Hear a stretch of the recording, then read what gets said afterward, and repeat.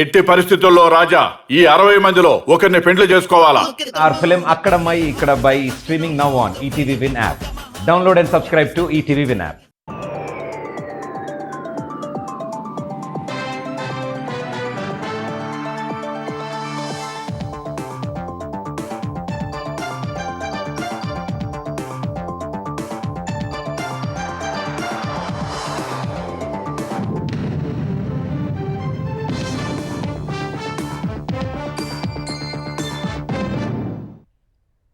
నమస్కారం, ఈటీవీ న్యూస్కి స్వాగతం. ప్రతి రంగంలోనూ సాంకేతికత దూసుకెళ్తోందని, ఏఐని సద్వినియోగం చేసుకుంటూ ముందుకు పోవాలని సీఎం చంద్రబాబు యువతకు సూచించారు. విజయవాడలో పశుసంవర్ధక శాఖ ఆధ్వర్యంలో నిర్వహించిన టెక్ ఏఐ కాంక్లేవ్లో చంద్రబాబు పాల్గొన్నారు. Path ways to prosperity, strategic framework, AP visionary, global intelligence engine పుస్తకాలను ఆయన ఆవిష్కరించారు. బయోవేట్ లంపీ స్కిన్ డిసీజ్ వ్యాక్సిన్ను లాంచ్ చేశారు. ఈ సందర్భంగా ప్రసంగించిన ముఖ్యమంత్రి వ్యవసాయ అనుబంధ రంగాల్లో కొత్త విధానాలతో ముందుకు వెళ్తున్నట్లు తెలిపారు. వ్యవసాయ రంగంలో దేశంలోని ఏపీ ప్రథమ స్థానంలో ఉందన్న సీఎం, సూక్ష్మ సేద్యానికి ఏపీ చిరునామాగా మారిందని చెప్పారు.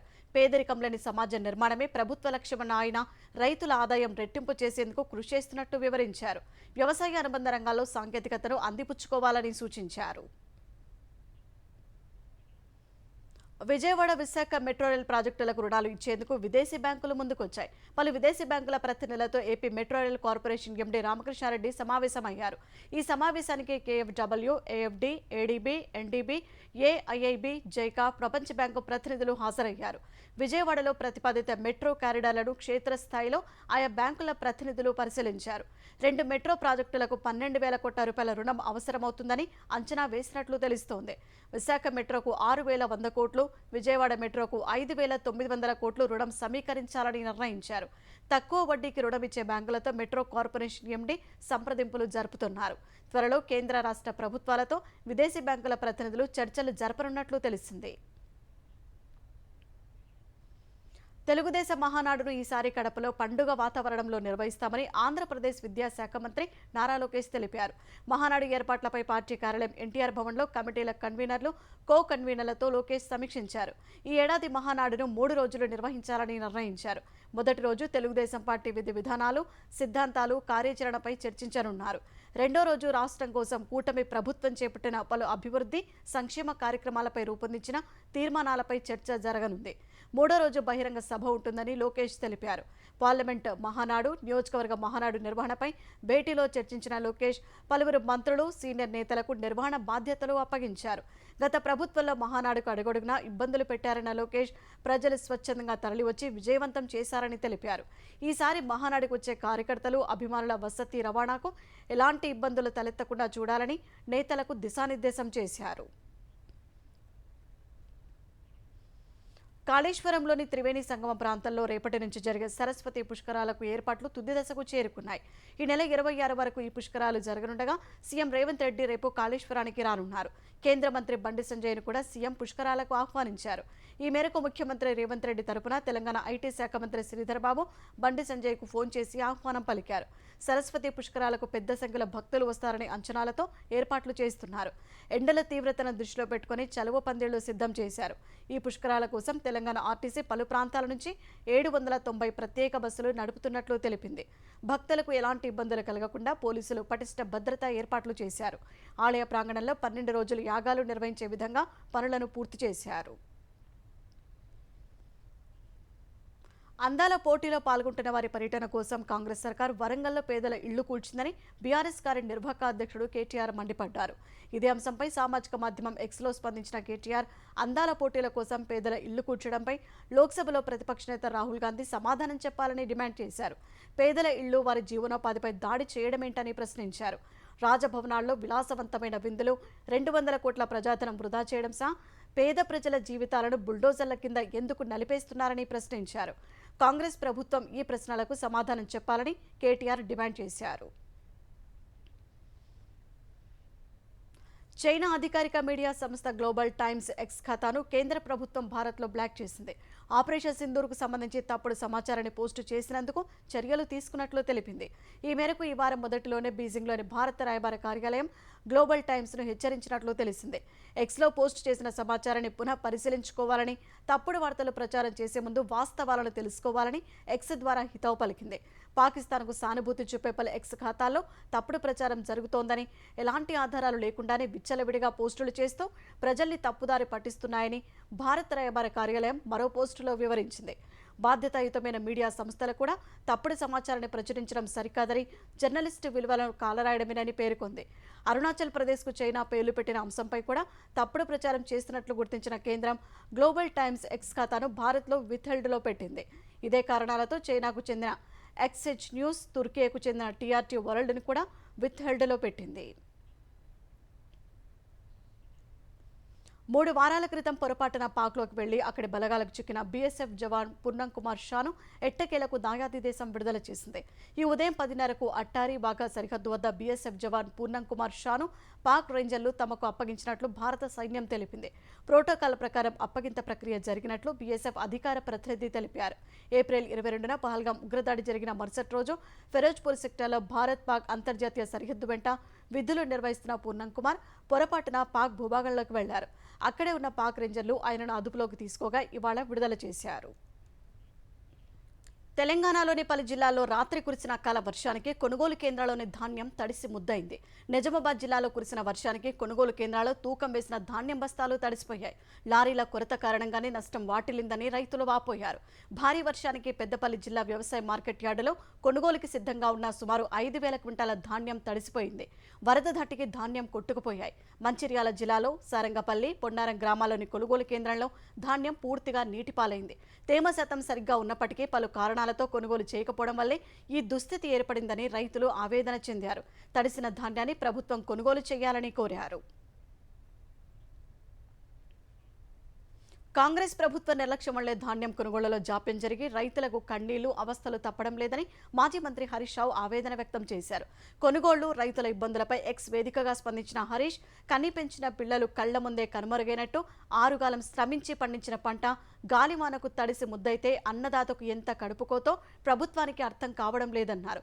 తెలంగాణలో ఏ కొనుగోలు కేంద్రం వద్ద చూసినా రైతన్నల కన్నీటి గాథలే, ఎవరిని కదిలించినా కన్నీటి వేదనే కనిపిస్తోందన్నారు. పోలీసు పహారా మధ్య కమాండ్ కంట్రోల్ సెంటర్ నుంచి సమీక్షలు చేసే ముఖ్యమంత్రి ఇకనైనా కళ్లు తెరవాలని హరీష్ రావు డిమాండ్ చేశారు. తడిసిన ప్రతి గింజను కొనుగోలు చేస్తామని, రైతులకు భరోసా ఇవ్వాలని, కొనుగోళ్లు వేగంగా జరిపి రైతుల ఖాతాల్లో డబ్బులు జమ చేయాలని సీఎం రేవంత్ రెడ్డికి విజ్ఞప్తి చేశారు. విజయవాడలో బుడమేరు వరదలకు గండ్లు పడిన చోట అత్యవసరంగా పూడ్చిన 3 గంటలు కలిపి రిటర్నింగ్ వాల్ నిర్మాణం చేపట్టనున్నట్టు ఆంధ్రప్రదేశ్ జలవనరుల శాఖ మంత్రి నిమ్మల రామానాయుడు చెప్పారు. త్వరలోనే ఈ పనులు ప్రారంభిస్తామని తెలిపారు. ఖరీఫ్ సీజన్ మొదలయ్యేలోపు 3 గంటల నిర్మాణ పనులు పూర్తి చేయాలని అధికారులను మంత్రి ఆదేశించారు. బుడమేరు డైవర్షన్ కెనాల్లు 37,500 క్యూసెక్కులకు పెంచి పెండింగ్ పనులు పూర్తి చేసేలా ప్రతిపాదనలు సిద్ధం చేశామని స్పష్టం చేశారు. బుడమేరు వరద ఎనికేపాడు మీదుగా కొల్లేరు, ఉప్పుటేరు నుంచి సముద్రంలో కలిసే విధంగా రూపొందిస్తున్న ప్రాజెక్టు డిపిఆర్ తయారీ దశలో ఉందని మంత్రి వెల్లడించారు. ఆంధ్రప్రదేశ్ శాసనమండలి డిప్యూటీ చైర్పర్సన్ పదవికి రాజీనామా చేసిన జకియా ఖానం ఆ వెంటనే వైసీపీని వీడి బీజేపీలో చేరారు. జకియా ఖానంను బీజేపీ ఏపీ అధ్యక్షులు పురంధేశ్వరి సాదరంగా పార్టీలోకి ఆహ్వానించారు. ప్రధాని నరేంద్ర మోదీ అందరికీ సమాన హక్కులు అమలు చేస్తున్నారని జకియా ఖానం అన్నారు. ముస్లిం మహిళలకు భరోసా ఇచ్చిన ఏకైక ప్రధాని మోదీని అని కొనియాడారు. ముస్లిం మైనారిటీల నుంచి మంచి సందేశం ఇచ్చేందుకే బీజేపీలో చేరినట్లు తెలిపారు. కడప మేయర్ సురేష్ బాబుపై అనర్హత వేటు పడింది. సురేష్ బాబును తొలగిస్తూ పురపాలక శాఖ ముఖ్య కార్యదర్శి ఉత్తర్వులు జారీ చేశారు. 36 లక్షల రూపాయల అవినీతికి పాల్పడ్డారని, కుటుంబ సభ్యుల సంస్థ వర్ధని కన్స్ట్రక్షన్స్ పేరుతో కడపలో పనులు చేయించినట్లు వచ్చిన ఆరోపణలపై నిన్న మున్సిపల్ శాఖ కార్యదర్శి ఎదుట విచారణకు సురేష్ బాబు హాజరయ్యారు. సురేష్ బాబుపై ఇవాళ అనర్హత వేటు వేస్తూ జీవో విడుదలైంది. ఏపీ మద్యం కేసులో రాజ్ కేశిరెడ్డి అరెస్టు అక్రమమని దాఖలైన పిటిషన్పై ఆంధ్రప్రదేశ్ ప్రభుత్వానికి సుప్రీంకోర్టు నోటీసులు జారీ చేసింది. తమ కుమారుడిని అక్రమంగా అరెస్టు చేశారని రాజ్ కేశిరెడ్డి తండ్రి ఉపేంద్రారెడ్డి సుప్రీంకోర్టును ఆశ్రయించారు. దీనిపై justice JB Pardiwala, justice Mahadevan ధర్మాసనం విచారణ జరిపింది. ఉపేంద్రారెడ్డి తరపున సీనియర్ న్యాయవాదులు మహేష్ జట్మలాని, పొన్నవోలు సుధాకర్ రెడ్డి, అల్లంకి రమేష్ వాదనలు వినిపించారు. తెలంగాణలో అరెస్టు చేసి ఏపీకి తీసుకెళ్లడం అక్రమమని వాదించారు. అరెస్టు సమయంలో సెక్షన్లకు రిమాండ్ రిపోర్టులోని సెక్షన్లకు సంబంధం లేదని వాదనలు వినిపించారు. అరెస్టు సమయంలో 420 సెక్షన్లు చేర్చిన సిఐడి తర్వాత అవినీతి నిరోధక చట్టం సెక్షన్లను చేర్చారని తెలిపారు. ఈ వాదనలు విన్న కోర్టు ఏపీ సిఐడికి నోటీసులు జారీ చేసింది. తదుపరి విచారణను ఈ నెల 19కి వాయిదా వేస్తూ ఆ లోపు కౌంటర్ దాఖలు చేయాలని ఆదేశించింది. సుప్రీంకోర్టు 52వ ప్రధాన న్యాయమూర్తిగా జస్టిస్ బిఆర్ గవాయ్ ప్రమాణ స్వీకారం చేశారు. రాష్ట్రపతి భవన్లో జరిగిన కార్యక్రమంలో రాష్ట్రపతి ద్రౌపది ముర్ము ఆయనతో ప్రమాణం చేయించారు. ఈ కార్యక్రమానికి ఉపరాష్ట్రపతి జగదీప్ ధన్కర్, లోక్సభ స్పీకర్ ఓం బిర్లా, ప్రధాని నరేంద్ర మోదీ, కేంద్ర మంత్రులు తదితరులు హాజరయ్యారు. జస్టిస్ కేజీ బాలకృష్ణన్ తర్వాత సుప్రీంకోర్టు ప్రధాన న్యాయమూర్తిగా బాధ్యతలు చేపట్టిన రెండో దళిత వ్యక్తిగా justice BR Gavai రికార్డులకెక్కారు.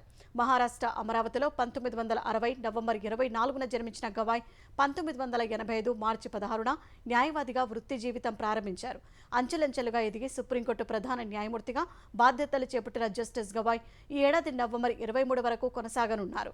2003 November 14న Bombay హైకోర్టులో అదనపు న్యాయమూర్తిగా నియమితులైన జస్టిస్ గవాయ్ 2005 నవంబర్ 12న శాశ్వత న్యాయమూర్తిగా పదోన్నతి పొందారు. 2019 మే 24న సుప్రీంకోర్టు న్యాయమూర్తిగా పదోన్నతి పొందారు. ఈ 6 ఏళ్లలో జస్టిస్ గవాయ్ సుమారు 700 ధర్మాసనాల్లో భాగస్వామిగా ఉండి అనేక కేసులను విచారణ చేశారు. దేశంలో సెమీకండక్టర్ల రంగాన్ని మరింత ప్రోత్సహించాలని కేంద్ర కేబినెట్ నిర్ణయం తీసుకున్నట్లు కేంద్ర మంత్రి అశ్విని వైష్ణవ్ వెల్లడించారు. ఉత్తరప్రదేశ్లో 3,706 కోట్లతో 6వ సెమీకండక్టర్ యూనిట్ ఏర్పాటుకు ఆమోదం తెలిపినట్లు చెప్పారు.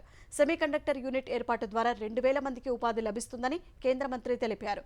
సెమీకండక్టర్ల యూనిట్లో నెలకు 3.6 కోట్ల చిప్ల ఉత్పత్తి వస్తుందన్న ఆయన 270 వర్సిటీల్లో విద్యార్థులకు సెమీకండక్టర్ల సాంకేతికతపై శిక్షణ ఇవ్వనున్నట్లు పేర్కొన్నారు. ప్రస్తుతం సెమీకండక్టర్ల సాంకేతికతపై 70 స్టార్టప్లు పనిచేస్తున్నాయన్నారు. పరిశ్రమల అవసరాల మేరకు విద్యార్థులు సన్నద్ధమవుతున్నారని, వారు రూపొందించిన 20 చిప్లను మొహాలీలో ఉత్పత్తి చేశారని అశ్విని వివరించారు. విద్యార్థులు రూపొందించిన చిప్ల తయారీతో గణనీయమైన మార్పు వచ్చిందని తెలిపారు. అరుణాచల్ ప్రదేశ్లోని కొన్ని ప్రాంతాలకు చైనా తమ పేర్లు పెట్టడంపై భారత్ తీవ్రంగా మండిపడింది. అది వృధా అహంకారపూరిత చర్యగా అభివర్ణించింది. అరుణాచల్లో కొన్ని ప్రాంతాలకు చైనా పేర్లు పెట్టిన విషయం తమ దృష్టికి వచ్చిందన్న భారత్ అది వృధా ప్రయత్నమని పేర్కొంది. అలాంటి ప్రయత్నాలను నిర్ద్వంద్వంగా తిరస్కరించే తమ వైఖరిలో ఎలాంటి మార్పు లేదని స్పష్టం చేసింది. పేర్లు పెట్టడం ద్వారా వాస్తవాలను మార్చలేరని చైనాకు గట్టిగా చురకలు వేసింది. అరుణాచల్ ప్రదేశ్ ఎప్పటికీ భారత్ నుంచి విడదీయలేని అంతర్భాగమని విదేశాంగ శాఖ చైనాకు గుర్తు చేసింది. అరుణాచల్ ప్రదేశ్ తమ భూభాగమని వాదిస్తున్న చైనా 2017 నుంచి అనేక ప్రాంతాల పేర్లు మార్చి మ్యాప్లను విడుదల చేస్తోంది. 2024లో కూడా అరుణాచల్ ప్రదేశ్లోని 30 ప్రదేశాలకు చైనా కొత్త పేర్లతో జాబితా విడుదల చేయగా భారత్ తోసిపుచ్చింది.